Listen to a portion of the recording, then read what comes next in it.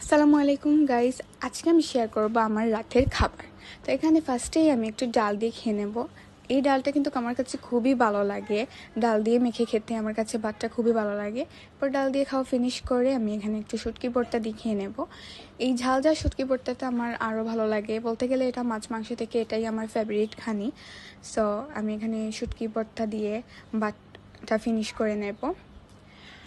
শুটকি ভর্তা দিয়ে ভাতটা ফিনিশ করার পর এখানে আর একটু ভাত নিয়ে নেব এবং তারপর করলা ভাজি নিয়ে নেব। এই করলা ভাজিটা আমার কাছে অনেক তিতো লাগতো আগে, এটা আমি আগে খেতে পারতাম না বা ভালো লাগতো না, বাট এখন আমি অনেক ভালো লাগে করলা ভাজিটা আমার কাছে। আগে তিতো লাগতো বটে, বাট এখন আমার অনেকই ভালো লাগে। তো করলা ভাজি দিয়ে খাওয়া শেষ করার পর এখন আমি নিয়ে নিলাম এখানে আলু। এই আলুটাও আমার কাছে অনেক ভালো লাগে, আলু আমি প্রতিদিনই খেতে পারি, অনেক ফেভারিট বলতে গেলে আলুটা। তো এইরকম আলুটা মেখে খেতে আমার কাছে অনেকই ভালো লাগে, একটু ঝোল টুল দিয়ে আলু দিয়ে মেখে খেতে আমার কাছে অনেক ভালো লাগে। তো এখানে আমি আলু দিয়ে লাস্টের ভাতটা খেয়ে নেব।